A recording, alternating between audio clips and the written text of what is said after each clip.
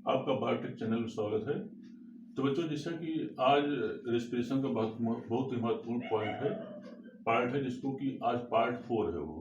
और इस पार्ट 4 का नाम है इलेक्ट्रॉन ट्रांसपोर्ट सिस्टम, या इसको हम शॉर्ट में क्या कहते हैं, ETS कहते हैं। वो इसको शॉर्ट में जो है हम ETS कहते हैं। तो इलेक्ट्रॉन ट्रांसपोर्ट सिस्टम बहुत इंपॉर्टेंट पार्ट है ये। लेकिन इसको वीडियो को स्टार्ट करने के पहले चैनल को सब्सक्राइब कर लीजिए। इससे क्या फ़ायदा होता है कि हर एक वीडियो जो है आपके पास तक पहुंचता रहेगा। और इसको शेयर कर दीजिए। इससे क्या फ़ायदा होता है कि आपके जो परिचित होंगे उनके पास तक ये वीडियो जो है वो बच्चों पहुंचता रहेगा। तो अब आती है कि इलेक्ट्रॉन ट्रांसपोर्ट सिस्टम, जैसा कि बता रहा है, इलेक्ट्रॉन माने इलेक्ट्रॉन के परिवहन का, इलेक्ट्रॉन परिवहन तंत्र इसको कहते हैं। इसको हिंदी में कहते हैं इलेक्ट्रॉन परिवहन तंत्र। तो अब आती है क्रिप्स चक्र की ऑक्सीकरण क्रिया में डिहाइड्रोजिनेज एंजाइम होता है। वो एक एंजाइम होता है और इसे हम कहते हैं डिहाइड्रोजिनेज एंजाइम कहलाता है वो। तो डिहाइड्रोजिनेज एंजाइम जो है विभिन्न सबस्ट्रेट से हाइड्रोजन और इलेक्ट्रॉन के जोड़े निकालता है वो। और हाइड्रोजन और इलेक्ट्रॉन जो है कुछ प्रमुख मध्यस्थ पदार्थों से इलेक्ट्रॉन संवाहकों कैरियर जैसे कि NAD, FED, FMN, cytochrome B, NAD, FMN, cytochrome B और इसके अलावा साइटोक्रोम C1, साइटोक्रोम A और साइटोक्रोम A3 के द्वारा जो है वो ट्रांसफर होते हैं वो। और इलेक्ट्रॉन ट्रांसपोर्ट सिस्टम के अंत में जो है ये क्या होता है, आप माने कि इलेक्ट्रॉन हाफ O2 से मिल करके यह जो होता है जल के एक मॉलिक्यूल का निर्माण करता है। और इसे हम टर्मिनल ऑक्सीडेशन भी कहते हैं जो है वो। तो बड़ा इंपॉर्टेंट पार्ट बच्चों है ये। अब आती है कि हाइड्रोजन परमाणुओं के एक एंजाइम से दूसरे एंजाइम में ट्रांसफर में जो है की क्रिया में बहुत अधिक मात्रा में जो है ऊर्जा की उत्पत्ति होती है। माने क्या मतलब, जिस समय इलेक्ट्रॉन का ट्रांसफर जो है होता है एक हाइड्रोजन से दूसरे हाइड्रोजन में, तो क्या होता है उस समय जो है अधिक मात्रा में क्या होती है, ऊर्जा की उत्पत्ति होती जो है वो। अब आती है कि इस क्रिया में क्या होता है, एडेनोसिन डाइफॉस्फेट और इनऑर्गेनिक फास्फेट से मिलकर के, माने इस क्रिया में क्या होता है, एडेनोसिन डाइफॉस्फेट और इनऑर्गेनिक फास्फेट से मिलकर के ATP अणुओं का क्या होता है वो निर्माण होता जो है वो। अब आती है कि इस एंजाइम में जो भाग लेते हैं उसको हम रेस्पिरेटरी चेन या इसको इलेक्ट्रॉन ट्रांसपोर्ट सिस्टम के एंजाइम कहते हैं। माने ऐसे एंजाइम जो इसमें भाग लेते हैं उससे हम रेस्पिरेटरी चेन एंजाइम या उससे हम इलेक्ट्रॉन ट्रांसपोर्ट सिस्टम के एंजाइम भी कहते हैं जो है वो। अब आती है कि इलेक्ट्रॉन ट्रांसपोर्ट सिस्टम में चेन में भाग लेने वाले प्रोटीन को 4 कॉम्प्लेक्स में बांटा गया जो है वो। अब आती है कि जो 4 कॉम्प्लेक्स होते हैं उसको कहते हैं कॉम्प्लेक्स फर्स्ट यानी DH, माने कि कॉम्प्लेक्स फर्स्ट बांटा गया जो है वो। और जिन्हें रोमन अंकों फर्स्ट, सेकेंड, थर्ड और इसे क्या कहते हैं, फोर्थ कहते हैं जो है वो। फर्स्ट, सेकेंड, थर्ड और फोर्थ कहलाता जो है वो। और ये सभी कॉम्प्लेक्स जो है माइटोकॉन्ड्रिया की भीतरी झिल्ली पर व्यवस्थित होते हैं। और एक 5वां कॉम्प्लेक्स भी होता जो है वो, जिसे कि हम ATP सिंथेसिस कहते हैं जो है वो। और ये क्या काम करता है, ATP का फॉर्मेशन करता है। इसके अलावा भीतरी झिल्ली पर एक यूबिक्विनोन और साइटोक्रोम C जो होता है मोबाइल कैरियर के रूप में काम करते जो है वो। और एक इसी कॉम्प्लेक्स जो नहीं जुड़े होते हैं, माने क्या मतलब, यूबिक्विनोन UQ और साइटोक्रोम C जो है ये, इसको मोबाइल कैरियर कहा गया जो है वो। और ये जो है किसी भी कॉम्प्लेक्स से जुड़े नहीं होते हैं वो। अब आती है कॉम्प्लेक्स, पहला होता है कॉम्प्लेक्स फर्स्ट, जिसे कि हम NADH डिहाइड्रोजिनेज कहते जो है वो एक कॉम्प्लेक्स कहलाता है। इस कॉम्प्लेक्स के 2 भाग होते हैं। एक भाग इस कॉम्प्लेक्स के बच्चों जो होता है 2 भाग होते हैं। और एक भाग जो होता है एक भाग, पहला भाग जो होता है, एक भाग माइटोकॉन्ड्रिया के भीतरी झिल्ली, माने क्या मतलब, इधर हो जाएगा माइटोकॉन्ड्रियल स्पेस हो जाएगा और इधर माइटोकॉन्ड्रियल का मैट्रिक्स हो जाएगा, माने इधर का पोर्शन जो है वो माइटोकॉन्ड्रियल मैट्रिक्स कहलाएगा। ये माइटोकॉन्ड्रियल का मेम्ब्रेन हो गया जो है वो, और ये वाला क्या कहलाता है, माइटोकॉन्ड्रियल स्पेस कहलाता है वो, इसे माइटोकॉन्ड्रियल स्पेस कहते हैं जो है वो। अब आती है कि माने कि इसमें इस कॉम्प्लेक्स दो भाग होते हैं, एक भाग तो माइटोकॉन्ड्रिया की भीतरी झिल्ली पर दर्शा हुआ होता जो है वो, और जबकि दूसरा भाग जो होता है जिसे हम परिधीय भाग कहते हैं, और वह जो है मैट्रिक्स में उभरा हुआ होता जो है वो। अब आती है परिधीय भाग में NADH, माने परिधीय भाग जो होता है उसे NADH 2H या FM के जुड़ने के स्थान होते हैं, और भीतरी भाग में जो होता है यूबिक्विनोन, जिसे कोएंजाइम Q भी कहते हैं, से संबंधित भाग होता है। तो बच्चों ये जो है कॉम्प्लेक्स फर्स्ट जो होता है। अब आती है NAD2H का कॉम्प्लेक्स फर्स्ट द्वारा ऑक्सीकरण होता जो है वो, जिससे इलेक्ट्रॉन कॉम्प्लेक्स फर्स्ट द्वारा जो है FMN से होते हुए, माने कॉम्प्लेक्स फर्स्ट से NADH जो होता है वह इलेक्ट्रॉन FMN से होते हुए जो है वो यूबिक्विनोन, माने क्या मतलब कि कोएंजाइम Q या यूबिक्विनोन तक जो है वो पहुंचा दिए जाते हैं वो। अब आता है सेकंड होता है कॉम्प्लेक्स सेकंड, या इसको कहते हैं complex second succinate dehydrogenase complex कहलाता जो है वो। अब आती है इस कॉम्प्लेक्स में FAD, इस कॉम्प्लेक्स में जो होता है FAD और इसका फुल फॉर्म होता है फ्लेवीन एडेनिन डाई न्यूक्लियोटाइड। FAD का फुल फॉर्म होता है फ्लेवीन एडेनिन डाई न्यूक्लियोटाइड, FAD। एक इलेक्ट्रॉन ग्राही के रूप में काम करता है। अब आती है कि इस क्रेब्स चक्र में सक्सीनिक अम्ल, माने जो सक्सीनिक अम्ल या सक्सीनेट होते हैं के अम्ल के ऑक्सीजन से मुक्त युक्त हाइड्रोजन इलेक्ट्रॉन को सक्सीनेट डिहाइड्रोजन एंजाइम होता है वो, इस एंजाइम द्वारा जो है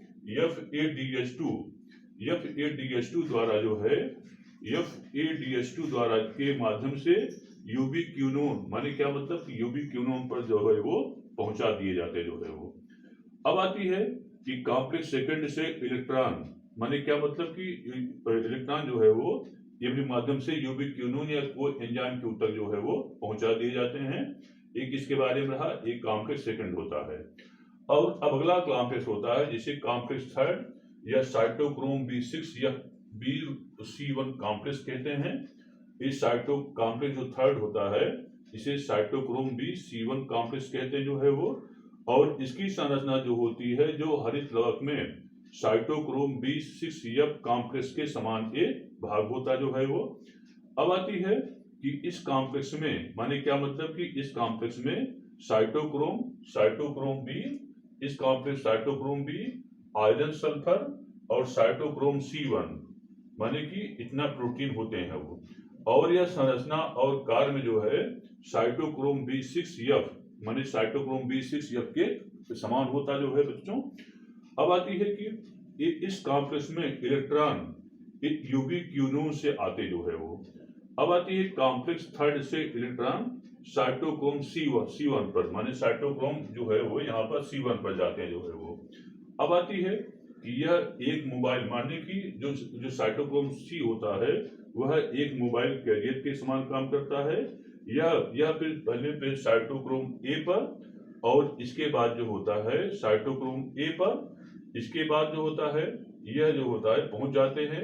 यह एक मोबाइल कैरियर के रूप में काम करता है, जो कि इलेक्ट्रॉन को, माने कि क्या मतलब साइटोक्रोम A जो होता है एक मोबाइल कैरियर, मतलब कि ये जो साइटोक्रोम C होता है यह एक मोबाइल कैरियर के रूप में काम करता है, जो कि इलेक्ट्रॉन्स को कॉम्प्लेक्स थर्ड से कॉम्प्लेक्स फोर्थ तक पहुंचाने में ये काम करता जो है वो। अब आती है कॉम्प्लेक्स फोर्थ होता है जिसे कि साइटोक्रोम ऑक्सीडेज कहते हैं। कॉम्प्लेक्स 4 को साइटोक्रोम ऑक्सीडेज कॉम्प्लेक्स कहते हैं। अब आती है बच्चों क्या होता है कि यह एक बड़ा कॉम्प्लेक्स होता जो है वो, जिसमें अनेक पॉलीपेप्टाइड और दो साइटोक्रोम A और साइटोक्रोम A3 होते हैं वो। वह दो कॉपर परमाणु, कॉपर A और दो कॉपर परमाणु, जिसे कहते हैं कॉपर A, और इसे कहते हैं copper A and copper B कहलाता जो है वो होते हैं वो। अब कॉम्प्लेक्स थर्ड से माने कॉम्प्लेक्स थर्ड से जो है इलेक्ट्रॉन साइटोक्रोम सी से होते हुए पहले साइटोक्रोम ए पर आते हैं, साइटोक्रोम ए पर होते हैं और इसके बाद फिर साइटोक्रोम ए3 पर आते हैं और अंत में ऑक्सीजन जो है वो ये क्या काम करता है, अंत में आणविक ऑक्सीजन पर पहुंच जाते हैं और जिससे जो होता है जल का निर्माण होता है। अब अगला होता है कॉम्प्लेक्स फिफ्थ आता है, कॉम्प्लेक्स फिफ्थ जिसे कि हम एटीपी सिंथेस कहते हैं और एक कॉम्प्लेक्स दो इकाइयों का बना होता है, एक को हम CF0 कहते हैं और सेकंड जो होता है F1 कहलाता है, जो कि सीधे एक वृंत या स्टाक द्वारा बच्चों क्या होता है ये जुड़ा होता जो है वो। अब आती है यह भाग जो होता है माने F1 भाग जो होता है यह प्रोटॉन की गति से स्वतंत्र ऊर्जा को प्राप्त करता है और एटीपी को निर्माण करके इलेक्ट्रोकेमिकल ग्रेडियंट कम करता है और कॉम्प्लेक्स फर्स्ट थर्ड और फोर्थ द्वारा जो है ये प्रोटॉन प्रवणता जो होती है वो उत्पन्न होती जो है वो। अब आती है कि इसमें क्या होता है NAD2S माने NAD2S जो होता है इससे निष्कासित इलेक्ट्रॉन के इलेक्ट्रॉन ट्रांसपोर्ट सिस्टम के जो है इलेक्ट्रॉन ट्रांसपोर्ट में गुजरने से एटीपी सिंथेटेज कॉम्प्लेक्स फिफ्थ के द्वारा एटीपी के जो है 3 अणुओं का क्या होता है ये निर्माण होता जो है वो और FAD2S जो होता है उससे निकले इलेक्ट्रॉन्स FMN पर नहीं आते हैं बल्कि श्रृंखला से नीचे की ओर कोएंजाइम Q या यूबिक्विनोन माने यूबिक्विनोन पर आते हैं। अतः इन इलेक्ट्रॉन्स के श्रृंखला पथ से गुजरने से क्या होता है 2 एटीपी अणुओं की क्या होती है बच्चों प्राप्त होती है, माने NAD2S से 3 एटीपी अणुओं की प्राप्त होती है और FAD2S जो होता है उससे क्या होता है वो 2 एटीपी अणुओं की प्राप्ति होती है, इसको क्या कहते हैं इलेक्ट्रॉन ट्रांसपोर्ट सिस्टम कहते हैं। तो अब आती है बहुत इंपॉर्टेंट होता है इलेक्ट्रॉन ट्रांसपोर्ट सिस्टम जो है क्योंकि इसको एग्जाम में पूछा जाता है। तो वास्तव में यूबिक्विनोन क्या है माने यूक्यू या इसको क्या कहते हैं इसको कहते हैं यूबिक्विनोन कहलाता है। तो यूबिक्विनोन क्या होता है वो, तो यूबिक्विनोन जो है ये वसा में घुलनशील छोटा सा एक अणु होता है और यह माइटोकॉन्ड्रिया की भीतरी झिल्ली पर पाया जाता है तथा किसी प्रोटीन की दृढ़ता से संबंध नहीं होता है और यह इलेक्ट्रॉन व प्रोटॉन का क्या होता है ये वाहक होता है। माने यूबिक्विनोन जो होता है यह वसा में घुलनशील छोटा सा अणु होता जो है वो जो कि माइटोकॉन्ड्रिया माने माइटोकॉन्ड्रिया की ए मेम्ब्रेन हो गई और ए मेम्ब्रेन हो गई माइटोकॉन्ड्रिया की भीतरी झिल्ली पर की द्वारा जो है ये किसी प्रोटीन से संबंध मतलब झिल्ली में होता है तथा किसी प्रोटीन से जो है मतलब कि किसी प्रोटीन से दृढ़ता से संबंधित नहीं होता है और इसे मोबाइल कैरियर कहते हैं जो है वो और यह इलेक्ट्रॉन और प्रोटॉन का क्या होता है ये वाहक होता बच्चों जो है वो। अब आता है अगला होता है साइटोक्रोम सी कहते हैं और साइटोक्रोम जो सी होता है वो भी मोबाइल कैरियर होता जो है ये।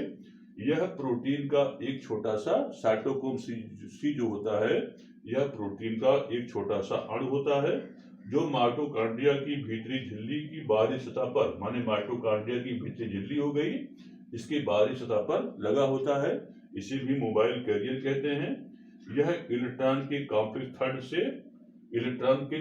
थर्ड से कॉम्प्लेक्स फोर्थ के हस्तांतरण के लिए ये क्या काम करता है मोबाइल कैरियर के रूप में काम करता है। माने क्या एक कॉम्प्लेक्स थर्ड से इलेक्ट्रॉन को कॉम्प्लेक्स फोर्थ तक जो होता है ये पहुंचाने का बच्चों ये काम करता है जो है ये। तो बहुत इंपॉर्टेंट होता है क्योंकि इलेक्ट्रॉन ट्रांसपोर्ट सिस्टम जो होता है यह बहुत इंपॉर्टेंट होता जो है वो। अब आती है कि इसमें क्या होता है कि माने क्या मतलब कि माइटोकॉन्ड्रिया में इलेक्ट्रॉन ट्रांसपोर्ट सिस्टम और एटीपी निर्माण अर्थात फास्फोराइलेटेड सिस्टम के बीच 3 स्थानों पर इसमें क्या होता है संबंध होता है जिसमें कि एडीपी और इनऑर्गेनिक फास्फेट से एटीपी का अणुओं का निर्माण होता है। अब आती है श्वसन श्रृंखला तथा एटीपी सिंथेज के बीच इस संबंध की प्रकृति जो होती है स्पष्ट नहीं होती जो है वो और इस संदर्भ में जो है दो विचारधाराएं आती हैं, और दो विचारधाराएं को कहते हैं नंबर वन होता है केमी ऑस्मोटिक कपलिंग थ्योरी, जिसे मार्चेल ने दिया, और सेकंड होता है केमिकल कन्फर्मेशन हाइपोथेसिस। लेकिन बच्चों ज्यादा मान जो है केमी ऑस्मोटिक कपलिंग हाइपोथेसिस है, जिससे कि पी मार्चेल ने दिया। बच्चों इतना रहा इसके बारे में इलेक्ट्रॉन ट्रांसपोर्ट सिस्टम। इसको लाइक करना ना भूलिएगा बच्चों। धन्यवाद।